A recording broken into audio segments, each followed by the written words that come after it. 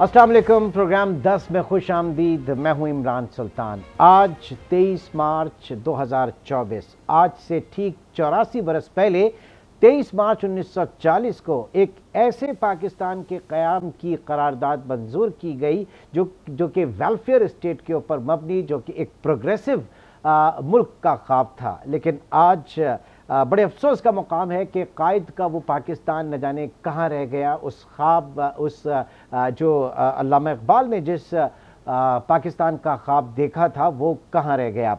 बात सारी है कि पाकिस्तान में मुख्तलिफ अदवार में मुख्तलिफ हुकूमतों ने कोशिश ज़रूर की, और ये भी हम जब अफरादी क़ुव्वत के हवाले से बात करते हैं तो पाकिस्तान 25 करोड़ की पॉपुलेशन के साथ, आबादी के साथ दुनिया के 10 बड़े ममालिक में शामिल, और जो यूथ बल्ज है पाकिस्तान की जो नौजवान नस्ल है, जो एज ब्रैकेट है नौजवानों का, वो अगर अफरादी क़ुव्वत में बदल जाती है तो वो कारनामे अंजाम दिए जा सकते हैं कि दुनिया जो है वो देखती रह जाए। लेकिन ज़ाहिर है कि जो पॉलिसीज़ का तसलसल, फिर उससे भी कहीं पहले एक जो ट्रस्ट डेफिसिट है हुकूमत और आवाम के दरमियान, ये एक बहुत बड़ा मसला है, जिसकी वजह से हम ये देखते हैं कि वो तमाम फलाही काम, समाजी बहबूद के काम जो कि रियासत की ज़िम्मेदारी हैं, उनका बर्डन जो है प्राइवेट सेक्टर ने, मुख्तलिफ NGOs ने पब्लिक प्राइवेट पार्टनरशिप के तहत अपने कंधों पे उठाया हुआ है। इसमें कोई शक नहीं कि दुनिया के चंद ममालिक में, या शायद वाहिद ममालिक में कहूँगा कि जहाँ पर इतनी ज़्यादा फयाजियत होती है, पाकिस्तान में इतनी ज़्यादा फिलैंथ्रोफी होती है, अगर खुदा न खास्ता हम इन तमाम NGOs को साइड में करें, उसके बाद सिर्फ हुकूमत के ऊपर सारा निज़ाम जो कि अभी डला हुआ भी है, और उसके तनाजुर में देखें तो हम सर्वाइवल फिर हम लोगों का नामुमकिन होगा। तो पाकिस्तान में एक बहुत बड़ी जिम्मेदारी जो है, पाकिस्तान के मुख्तलिफ इदारे जिसमें बिलखुसूस NGOs शामिल हैं, जिसमें पब्लिक प्राइवेट पार्टनरशिप के मॉडल के साथ फिर सेहत से लेकर तालीम और तालीम से लेकर हुनर तक तमाम के तमाम जो एरियाज़ हैं, इनके अंदर पाकिस्तानियों को सपोर्ट किया जा रहा है। रमज़ान मुबारक में हम एक पूरी सीरीज़ ऐसी लेकर चल रहे हैं जिसमें जो एक सही असल कॉन्सेप्ट था एक वेलफेयर स्टेट का, तो उसमें वो तमाम चैरिटेबल इदारे जिनका काम दुनिया इस वक्त देख रही है, तो हम आपके सामने उनका काम इस नीयत से लेकर आ रहे हैं कि अवेयरनेस भी ज़्यादा फैले, और फिर दूसरी ये कि उन्हें फंड्स की ज़रूरत है। तो आप अपनी ज़कात से, आप अपने सदक़ात से उनकी मदद कर सकते हैं। आप उनकी मदद करेंगे तो वो दीगर पाकिस्तानियों की मदद करेंगे, और इस तरह से ये सिलसिला जो है वो चलता चला जाएगा। आज के प्रोग्राम में हमारे साथ मौजूद हैं हुनर फाउंडेशन के हवाले से CEO हुनर फाउंडेशन जनाब ताहिर जावेद साहब। ताहिर साहब, बहुत शुक्रिया आपके वक्त का। सबसे पहले तो आप अपने इदारे का तारुफ ज़रा करवाइएगा नाज़रीन के साथ। अस्सलाम वालेकुम जी। पहले बहुत बहुत शुक्रिया आपका हमें ये मौका देने का। हुनर फाउंडेशन 2008-9 के टाइम फ्रेम के ऊपर कुछ दोस्तों ने मिलकर बनाया। उनका थोड़ा इंसेंटिव ये था कि वो TCF के अंदर भी इन्वॉल्व थे, तो उन्होंने देखा कि सिटीजन फाउंडेशन जो था, हाँ, उससे काफ़ी मुंसलिक थे। तो उन्होंने ये देखा कि इस TCF में स्कूलों से जब 10वीं से बच्चे पास हो जाते हैं, उसके बाद क्या करेंगे। कुछ लोगों के लिए रास्ता तो FSC है, FSC से आगे उनका प्राइमरी फोकस जो है TCF का वो एजुकेशन में था। तो इन दोस्तों ने सोचा कि यार इसको लेके चला जाए आगे, और एक इंस्टीट्यूशन खड़ा किया जाए जिसके अंदर वोकेशनल ट्रेनिंग दी जा सके, ताकि बच्चे निकलें, या बच्चियां भी, सिर्फ बच्चों के लिए नहीं, निकलें और अपने कोई हुनर लेके उसको एक एम्प्लॉयमेंट में कन्वर्ट कर सके क्विकली। तो ये एक मकसद था, और ये मकसद को लेके जब चले तो पहला इंस्टीट्यूशन तारिक रोड पे खड़ा हुआ, और उसके बाद आज हम तकरीबन 15 इंस्टीट्यूट के ऊपर खड़े हुए, और कुछ और इंस्टीट्यूट जो हैं ठीक मुख्तलिफ इलाकों में आ जाएंगे। अच्छा, अब ये बताइए कि किन किन एरियाज़ के अंदर हुनर फाउंडेशन जो है वो काम कर रहा है। कि अगर आप स्किल फराहम कर रहे हैं एक और, तो उसमें कौन कौन सी एरियाज़ हैं जिनको आपने टैप किया हुआ है। इमरान साहब, हम अगर हुनर फाउंडेशन को देखें ऊपर से, तो 4 वर्टिकल्स के अंदर हमने इसको ब्रेक किया हुआ है। एक वर्टिकल है जिसको हम कहते हैं कन्वेंशनल स्किल्स। कन्वेंशनल स्किल्स ये हैं जिसके अंदर एयर कंडीशनिंग, वेल्डिंग, लेट्स से मोटर मैकेनिक, रवायती जो हुनर है, सेकंड जो वर्टिकल है जो लड़कियां ज़्यादातर यूज़ करती हैं इस beauty salon, fashion designing, industrial stitching, उस किस्म की ट्रेड है। थर्ड वर्टिकल इज़ डिजिटल, जिसके अंदर digital marketing, web development, mechatronics, robotics, that trade is there. चौथा जो कि फ्यूचर है, जो फ्यूचरिस्टिक ट्रेड्स हैं, और उसमें जो चौथा वर्टिकल है जिसको हम हुनर केयर कहते हैं।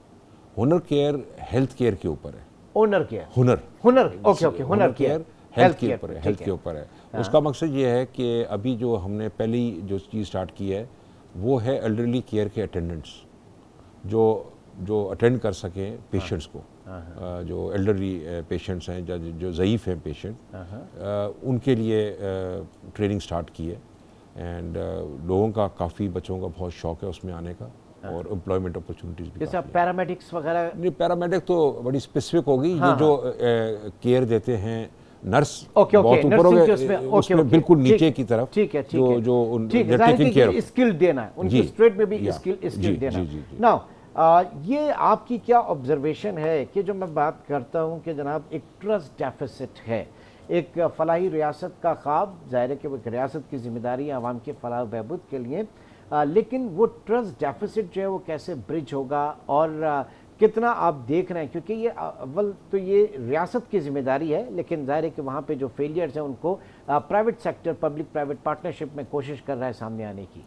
देखें, गैप बहुत है बिटवीन कि कहाँ पर होना चाहिए था और कहाँ पर है।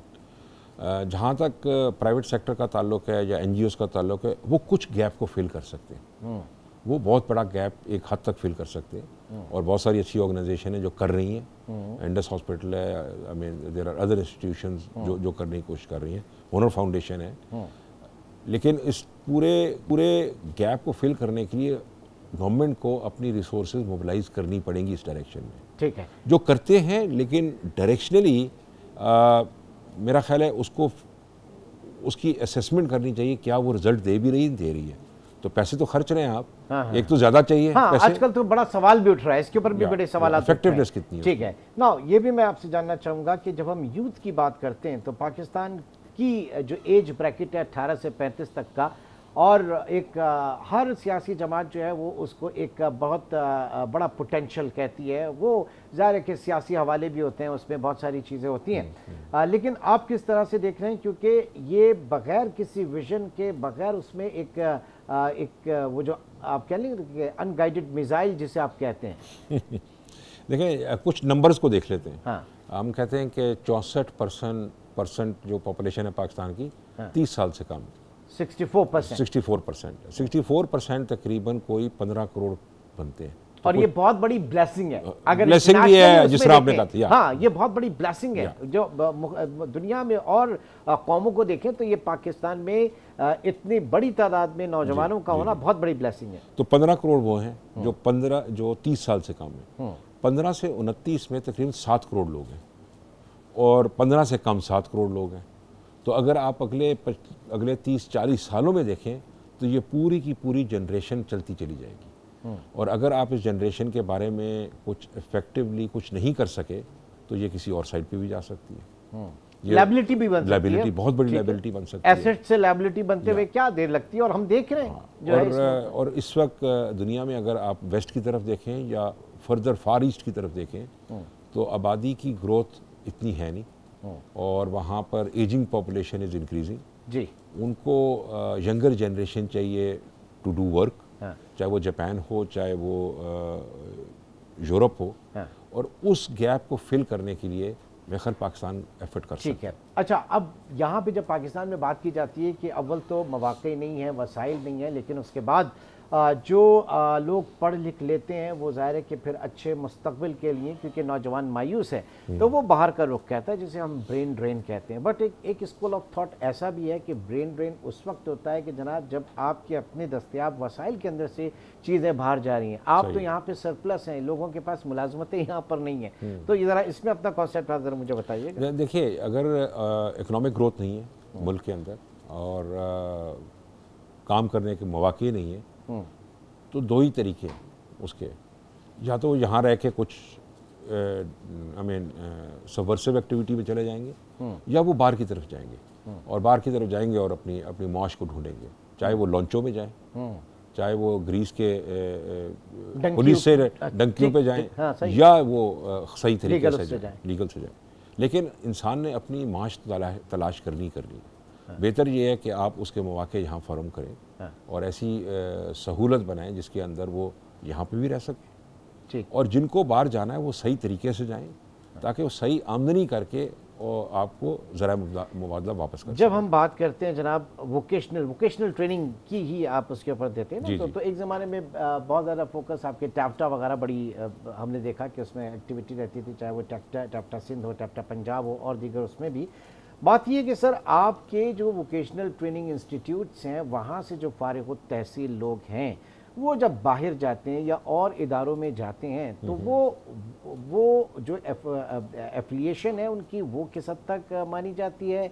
जो आपके यहाँ से सर्टिफाइड लोग हैं उनका स्टेटस क्या, उसकी रिकग्निशन उनकी उस डिग्री या सर्टिफिकेट की क्या होती है? ये इसके ऊपर ज़रा। अच्छा, एक तो ये है कि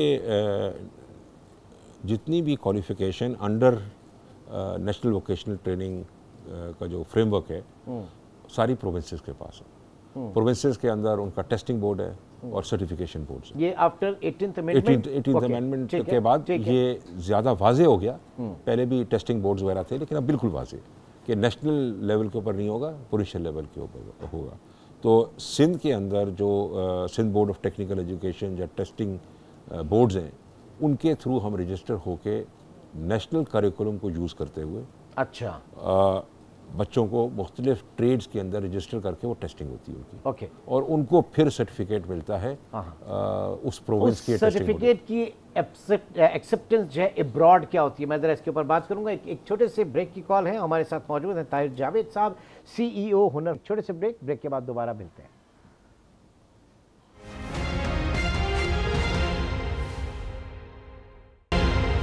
वेलकम बैक। और डिस्कशन में हमें प्रोफेसर डॉक्टर जावेद इकबाल साहब ने भी ज्वाइन किया। आप जनरल सर्जन हैं, मोटिवेशनल स्पीकर हैं और सोशल मीडिया पे बहुत बड़ी फ़ैन फॉलोइंग जो है वो डॉक्टर साहब की मौजूद है और जिसमें वसी तादाद जो है वो नौजवानों की है। डॉक्टर साहब बहुत शुक्रिया आपके वक्त का।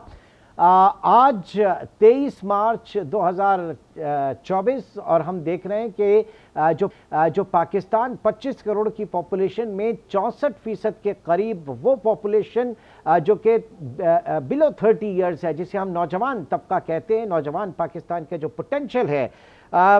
आज हालात ये हैं, हकीकत ये है कि पाकिस्तान का नौजवान जो है वो डीमोरलाइज है, पाकिस्तान का नौजवान जो है वो एक काफ़ी समझने के मायूसी का शिकार है। तो रियासत की जिम्मेदारी कहाँ तक है और रियासत किस हद तक आप समझ रहे हैं कि वो जिम्मेदारियां पूरी कर पा रही है? और ऐसे में जो बहुत सारे NGOs हैं, बहुत सारे इदारे हैं जो पब्लिक प्राइवेट पार्टनरशिप के साथ आगे बढ़ रहे हैं, उनके हवाले से आप क्या कहेंगे डॉक्टर साहब?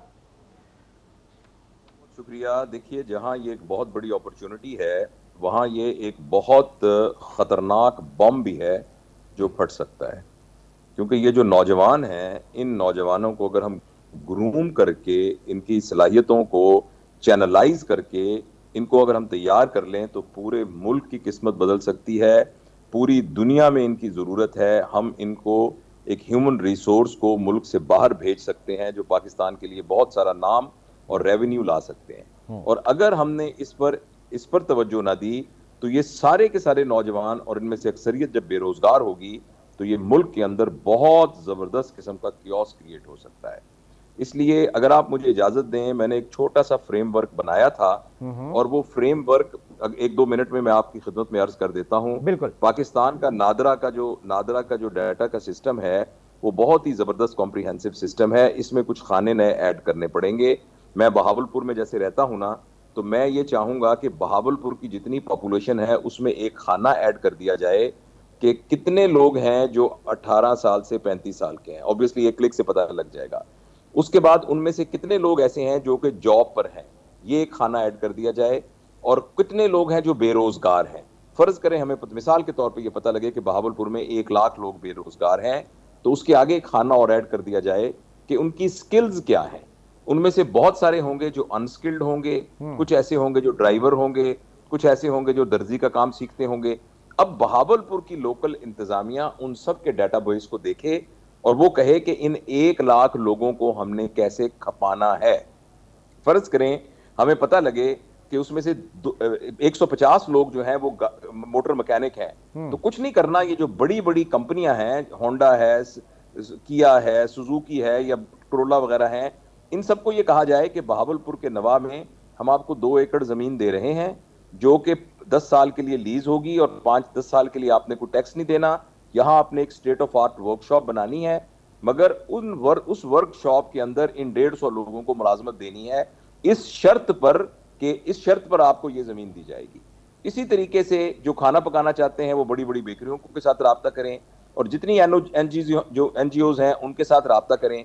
तो ये सारे के सारे 1 लाख नौजवान बगैर किसी हुकूमत के एक पैसा लगे ये खप जाएंगे। यानी right person for the right job, sir, right person for the right job, और ये आउटसोर्स करके एक तरीके से उनको वहां पर एक ब्रिज का किरदार। ऐसे में जो आप जो बात कर रहे हैं बिल्कुल काबिल कबूल, काबिल अमल है ये चीज़। ये मुझे बताइए कि किस लेवल पे आपकी जो ये गुजारिशात हैं ये हुकूमत ने कंसिडर की, अगर की हैं तो किस लेवल पे हैं? देखिए, मैंने तो इसको सोशल मीडिया के ऊपर ही इसका वावेला मचाया था, और जो इससे पहले गवर्नमेंट थी, जो मौजूदा गवर्नमेंट से पहले जो पीटीआई की गवर्नमेंट थी, तो उस वक्त रहमतुल्लिल आलमीन अथॉरिटी जब बन रही थी तो उस सिलसिले में 3-4 दफा मीटिंग्स में हुआ, तो मैंने ये उन तमाम सब के भी गोश्तगुजार किया था कि ये बहुत ही सिंपल तरीका है। दूसरा, मैं अगर आप इजाजत दें तो मैं बात मुकम्मल कर लूं, तो उससे पूरी दूसरी बात यह है कि हमारे मुल्क में एक ओवरसीज एम्प्लॉयमेंट का एक इदारा है, उसका एक वजीर भी एक हमेशा होता है, उसका एक पूरा सेक्रेटरिएट भी है। वो क्या कर रहा है, उसके जुम्मे ये है कि वो तमाम जितने भी 114-120 मुल्क हैं उन सब में पाकिस्तान के सफीरों को ये कहें कि अपने अपने मुल्क में आप जॉब सर्च करके बताएं कि पाकिस्तान की कौन कौन सी ट्रेंड लोग जो हैं वो आपके मुल्क में चाहिए, चाहे वो नाइजीरिया में हो, चाहे वो चाड में हो, चाहे वो अमेरिका में हो, चाहे किसी मुल्क में भी हो। उसके बाद ये वाला जो इदारा है हमारा ओवरसीज एम्प्लॉयमेंट वाला, ये ओवरसीज पाकिस्तानी वाला, ये नादरा के उस डेटाबेस से, मैंने तो एक बहावलपुर की बात की ना, पूरे पाकिस्तान की एक एक्सेल शीट बन जाए और पता लगे कि पाकिस्तान में इतने इतने लोग हैं जो ये स्किल वाले हैं और बेरोजगार हैं। उसके बाद एक एकेडमी बनाई जाए जिनमें उनको 6-6 महीने की ट्रेनिंग दी जाए और उसके बाद उनको इस ओवरसीज पाकिस्तानी महकमे के थ्रू पूरी दुनिया के अंदर इसको एक्सपोर्ट किया जाए। जिस तरीके, अगर आप फिलीपींस जाएं तो फिलीपीन में जगह जगह आपको बोर्ड लिखे हुए नजर आएंगे, ओवरसीज पैलेस्टाइनन OPWs, अलग से काउंटर बने हुए एयरपोर्ट के ऊपर, और हर नौजवान जो 18 साल से ज्यादा होता है वो उसमें रजिस्टर हो जाता है। लेकिन इसके, अब ये बातें जो मैं कर रहा हूं कोई रॉकेट साइंस तो नहीं है, ये सबको पता है, मगर पाकिस्तान के अंदर सरकारी इदारों की हद तक जो सबसे खौफनाक बात है वो बदनीयती है, बददयानती है, और वो किरदार का बहरान है। जो शख्स भी इसको ऑर्गेनाइज करेगा ना, इस बात का बहुत अंदेशा है कि वो ईमानदारी से नहीं करेगा और वो ये कहेगा कि इसमें से मैं कितने अपने पैसे निकाल सकूं। ये बात अब हमें डरते डरते नहीं करनी चाहिए, हमें ओपनली करना चाहिए कि जिस काम को हमारे सरकारी इदारे कर रहे होते हैं उसमें सबसे बड़ा खतरा ये होता है कि बाहर से कहीं से चोरी नहीं होगी, बल्कि अंदर से ही चोर जो है वो नकब अंदर से ही लगेगी, अंदर से ही नकब लगेगी। अच्छा डॉक्टर साहब, यहाँ पर कराची स्टूडियो में ताहिर जावेद साहब भी हमारे साथ मौजूद हैं, आप CEO हैं हुनर फाउंडेशन के। तो जो आप स्किल्ड और अनस्किल्ड, मैं ये जानना चाह रहा हूँ कि हुनर फाउंडेशन आप क्या समझते हैं किस तरह से मदद कर सकता है इसमें, जो अनस्किल्ड लेबर है, जो लोग हैं उनको एक स्किल फराहम की जाए मुख्तलिफ, और ये मैपिंग करके कि जनाब किस रीजन में किस तरह के हुनर की ज़रूरत है। तो आप कोई रोल देखते हैं इस तरह के ऑर्गेनाइजेशंस का? जी, ये जो ऑर्गेनाइजेशन है ना, हुनर फाउंडेशन और दूसरी इस तरह की, इनके तो यानी हाथ चूमने चाहिए, इनके गले में हार डालना चाहिए। पाकिस्तान में अगर कोई काम कर रहा है तो यही लोग कर रहे हैं, तो लिहाजा और जो जिसके अंदर एक ट्रांसपेरेंसी के साथ सारा काम हो रहा है। तो लेकिन ऑब्वियसली अब एक जैसे हुनर फाउंडेशन है या और फाउंडेशन है, इनका स्कोप कम है ना, इनके पास वसाइल की कमी होने की वजह से इनका स्कोप उतना नहीं है जितना कि गवर्नमेंट का स्कोप होता है। लेकिन अपने स्कोप के अंदर अगर कोई खैर खाई, जैसे अखुवत फाउंडेशन है, हमारे दोस्त हैं अमजद साकिब साहब, और इस तरीके से बहुत से हैं ओवरसीज फाउंडेशंस हैं, करैक्टर एजुकेशन फाउंडेशन है, फ्री कुरान एजुकेशन है, इस तरह की और भी बहुत सी होंगी जिनका नाम मेरे ज़हन में नहीं आ रहा। तो यही तो वो सारे लोग हैं जिन्होंने एक्चुअली संभाल के रखा हुआ है। तो मैं इनसे गुजारिश करूंगा कि आप, जो मैंने आपसे अर्ज किया है, इसको जितना आपका जोन है, फर्ज करें कराची में है, तो पूरे कराची में बेरोजगार लोगों का डाटा अगर हुकूमत नहीं करती तो नादरा से मिलकर इस तरह की एनजीओ जो है वो कर सकती हैं। उसके बाद जितनी इनकी इस्तात है उसके हिसाब से लोगों को ट्रेन करके मुल्क से बाहर और मुल्क के अंदर जॉब्स में खपाया जा सकता है। ताहिर जावेद साहब, क्या क्या कहिएगा सर आप? एक चीजें इसी तरीके से आसान होती हैं मिल बैठ के बात करने से? नहीं, डॉक्टर जावेद साहब का एक तो बहुत बहुत शुक्रिया जिस किस्म के उन्होंने लफ्ज़ यूज़ किए हम लोगों के लिए। मुझे जो उनकी बात में एक जो चीज़ समझ आई और एक गाइडेंस मिली कि हमें ज़रा ज़्यादा टारगेटेड होना पड़ेगा। हम कैंपेन पे जाते हैं, कैंपेन लोगों को देखते हैं, लेकिन जिस तरह वो बात कर रहे हैं कि अगर डेटाबेस अप्रोच इस्तेमाल की जाए, मोर प्रोएक्टिव अप्रोच इस्तेमाल की जाए और टारगेटेड फोकस्ड अप्रोच की जाए, तो may be results will be better.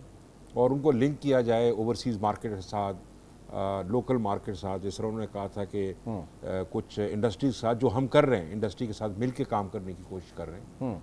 लेकिन उनकी बात बिल्कुल बजाय कि एनजीओज़ एक हद तक जा सकती हैं, उनका एक हद तक रोल है। हम जिस तरह भी अराउंड 10,000 स्टूडेंट्स ग्रेजुएट करते हैं साल में, हमारा विजन है हम 100,000 चले जाएं, लेकिन जो जितना बड़ा ये मसला है इसके लिए हुकूमत को आना पड़ेगा, करना पड़ेगा। हम तो करते रहेंगे जो कर रहे हैं, ठीक है। और हमारे पास लोगों की तादाद है जो हमें हेल्प भी करते हैं और हमें आगे भी लेके जाना चाहते हैं। अच्छा, विद योर परमिशन एक छोटे से ब्रेक की कॉल है। नाज़रीन, हमारे साथ ताहिर जावेद साहब और प्रोफेसर डॉक्टर जहां मौजूद हैं। एक छोटे से ब्रेक के बाद दोबारा मिलते हैं।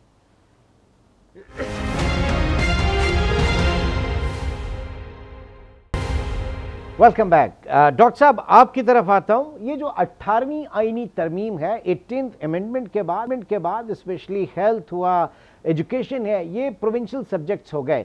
पहले भी जब फेडरल सब्जेक्ट थे तब भी बजट में इनके ऊपर एलोकेशन वो नहीं होती थी जो होना चाहिए थी, और बाद में प्रोविंसेस ने भी उतना नहीं किया। क्या ये ट्रू सेंस में इसको जो है अमेंडमेंट पूरी नहीं हुई, इसके ऊपर भी मैं जानना चाहूँगा। और फिर दूसरा ये कि जब हम प्रोविंस की बात करते हैं तो वो किस हद तक एक्टिव हैं वोकेशनल ट्रेनिंग के हवाले से, और under the scope of CPEC and now specially on SIFC हमें तो बहुत ज़रूरत पड़ेगी स्किलफुल लोगों की, हुनरमंदों की। डॉक्टर साहब जी, बहुत बहुत शुक्रिया। देखिए, मैं तो सियासी आदमी नहीं हूँ, मुझे सियासत के बारे में बस उतना ही पता है जितना मेरी कंजम्पशन के लिए पाकिस्तान के आम शहरी को पता होना चाहिए। लेकिन ये बात तो बिल्कुल तय है कि हमारे जो मेन शोबे हैं सर्विसेज के, वो है तालीम और सेहत के 2 शोबे। इन दोनों शोबों में चाहे जिम्मेदारी फेडरल गवर्नमेंट की हो चाहे सूबाई गवर्नमेंट की हो, ये दोनों हुकूमतें पूरी तौर पर तो इस पर कामयाब नहीं हुई। लेकिन हम ये नहीं कह सकते कि इसमें कुछ नहीं कर सकते। जैसे मैं सिंध हुकूमत ने ये गंबट में एक बहुत ही शानदार अस्पताल बनाया है जो कि पूरे पाकिस्तान को कवर कर रहा है। NICVD के ब्रांचेस जो है मुख्तलिफ जगह पे करके दिल की बीमारियों के सिलसिले में उन्होंने मतलब बहरहाल एक इनिशिएटिव लिया है। तो लिहाजा हम ये भी नहीं कह सकते कि हम उनको बिल्कुल भी कहें कि वो कुछ नहीं कर रहे। इस तरह पंजाब हुकूमत के अंदर हेल्थ का सिस्टम बाकी सूबों की निस्बत ज्यादा अच्छा कॉम्प्रीहेंसिवली वो है, रन कर रहा है, जिसमें बेसिक हेल्थ यूनिट है, रूरल हेल्थ सेंटर है। लेकिन मैं आपको बहुत ही आजिज़ी के साथ अर्ज कर रहा हूँ, हमारे जितने भी वेंचर्स हैं ना, उन सब वेंचर्स के अंदर जो एक बुनियादी फैक्टर है वो इंडिविजुअल तो बहुत अच्छे होंगे मगर इज्तमाही तौर पर करप्शन, सरकारी फंड का बेदरेग इस्तेमाल और उसके अंदर कट्स और यानी किकबैक्स और मनीज, ये इस कदर ज्यादा ये हो चुका है कि जिसकी वजह से एक तो पैसे हम पुट बहुत कम करते हैं, बहुत पैसे कम डालते हैं सेहत के अंदर और तालीम के अंदर। दूसरा जो डाला जाता है उसके अंदर बहुत ज्यादा वेस्टेज होती है। जो अच्छा सर ये जरा बताइएगा, ये आप सिर्फ सरकारी इदारों की बात कर रहे हैं या फिर पब्लिक प्राइवेट पार्टनरशिप के तहत जो इदारे रन कर रहे हैं उसमें भी करप्शन का एलिमेंट है? क्योंकि सवाल उठ रहे हैं अब यहाँ पर भी।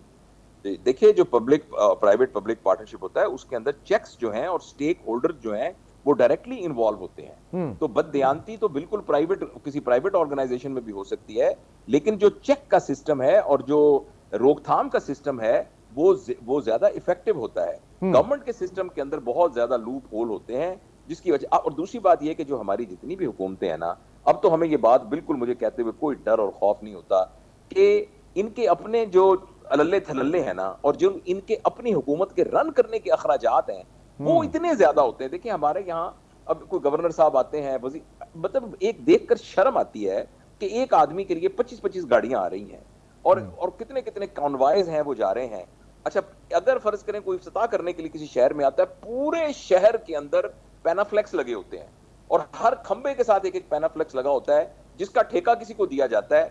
तो असल काम से ज्यादा इस किस्म की शो के ऊपर और इस तरह की एडवर्टीजमेंट के ऊपर हजारों लाखों पता नहीं मिलियंस खर्च हो जाते हैं। तो बेसिकली समहाउ इस वक्त पाकिस्तान उस स्टेज में है कि वो लोग जो मुल्क को चला रहे हैं, यानी जो हमारे पावर स्ट्रक्चर्स हैं, हमारी एस्टेब्लिशमेंट, हमारी ब्यूरोक्रेसी, हमारी अदलिया, हमारी जो ये है सियासी एलीट, ये इन सब को और हमारा मीडिया, इन सब को ये बात समझनी पड़ेगी कि इस वक्त अगर हम सब ने जाती मफादात के ऊपर प्रेफरेंस ना दी, यानी अवामी मफादात को और कौमी मफादात को, और अभी हम अपने अपने जाती टावर को बुलंद करने के चक्करों में सरकारी वसाइल को नूचते खसूटते रहे, तो अब Pakistan point of no return तक जा सकता है। इस वक्त पॉइंट ऑफ नो रिटर्न पर नहीं है। मैं ऑनेस्टली समझता हूं कि अगर एकदम हम एज अ कौम इकट्ठे होकर वही 23 मार्च वाले मैसेज को दोबारा दोहराकर, और एक मैसेज मैं आपको ना एक बड़ी मोटी, जिसको ना पंजाबी में कहते हैं जटाकी मिसाल देता हूं। हाँ। हम में से हर शख्स एक बात याद रखे कि मेरे मुंह में लुकमाए हराम नहीं जाएगा। जस्ट एक बात। ये एक मसनद पे बैठा हुआ जज और मुल्क का वजीर आजम, किसी बड़े ओहदे का ओहदेदार, कोई ब्यूरोक्रेट और दूध बेचने वाला और बुनियानों की दुकान वाला और दफ्तर का एक क्लर्क और एक डॉक्टर और इंजीनियर, हम सब और मीडिया के लोग, हम सब सिर्फ एक बात पर मुत्तफिक हो जाएं कि लुकमाए हराम मेरे मुंह में नहीं जाएगा। इंशाल्लाह देखिएगा हमारी जो सलाहियतें हैं। सर आपने तो समंदर को कूजे में बंद कर दिया, माशाल्लाह, समंदर को जो है वो कूजे में बंद कर दिया। बहुत एक वो कहते हैं मोटिवेशनल स्पीकर जब बात करता है तो एक मोटिवेशन का एक लेवल ही अलग होता है। जी ताहिर जावेद साहब, अब आप बताइए कि किस तरीके से आगे लेकर चलना है तमाम मामलात को, क्योंकि फंड रेजिंग के हवाले से भी हम बात करना चाहेंगे। जो आपके मेन डोनर्स हैं वो कौन हैं, फिर जो डायस्पोरा है वो आपको, डायस्पोरा जो है वो कितना आपको सपोर्ट करता है? देखिए डोनर्स तो काफ़ी वाइड स्प्रेड है। देयर विल ऑलवेज बी ज़कात और डोनेशन देते हैं तो ज़्यादातर लोग चाहते हैं उनका नाम ना आए। देयर रीजंस, रिलीजियस रीजन भी उनके। हमें ऑर्गेनाइजेशंस भी सपोर्ट करती हैं गवर्नमेंट में, और ये CSR एक्टिविटीज जो है कॉर्पोरेट, ये बहुत इसमें अच्छा हम जरा इसको अलाइन करना चाह रहे हैं CSR से हटा के बिजनेस साइड के ऊपर। अच्छा, अगर मैं रिसोर्स डेवलप कर रहा हूँ और रिसोर्स बना रहा हूँ तो उसको मैं अलाइन करूँ उनकी नीड के साथ। अगर मैं नीड के साथ करूँगा तो मेरा role of partnership will change. मेरा रोल ऑफ पार्टनरशिप सिर्फ डोनेशन नहीं होगा, और I would be more kind of a partner with them rather than patronage interest वो हो अच्छा, जाएगा। वो उसमें जब हमने इसका रुख इख्तियार किया, कंपनीज आर कमिंग फॉरवर्ड, हमारी discussions are much more constructive, and मेरा ख्याल है कि our ability to place students वो इंक्रीज़ कर रही है, और वही हमारा मकसद है। तो सो वो वहाँ पर इंक्रीज़ कर रही है। डायस्पोरा के अंदर इंटरेस्ट है, क्योंकि जिस फील्ड के अंदर हम मदद करना चाहते हैं लोगों का, उसका एक आउटकम नज़र आता है। बच्चे को मैंने पढ़ाया, सिखाया, उसको एम्प्लॉयमेंट हुई और वो उसने अपने घर को सपोर्ट करना शुरू कर दिया। So that connection from start to a result, I think so is very important for a lot of people. ठीक है, बहुत बहुत शुक्रिया ताहिर जावेद साहब, आप CEO हुनर फाउंडेशन, और doctor Javed Iqbal motivational speaker, आपका भी बहुत बहुत शुक्रिया। और नाज़रीन, बात सिर्फ इतनी है कि ये जो ट्रस्ट डेफिसिट है आवाम और हुकूमतों के दरमियान मामलात के अंदर फलाह व बहबूद के काम के हवाले से एक प्रोग्रेसिव पाकिस्तान को उसके एक इमेज को कायम करने के हवाले से, तो हमें किसी न किसी तरीके से इस गैप को ब्रिज करना है, और उसी के लिए ये तमाम तर काविशें जो हैं ये इदारे कर रहे हैं। तो नाज़रीन, आज के प्रोग्राम से इतना ही। इंशाल्लाह आपसे अगले हफ्ते मुलाकात होगी। अपना बहुत ख्याल रखिएगा। अल्लाह हाफ़िज़।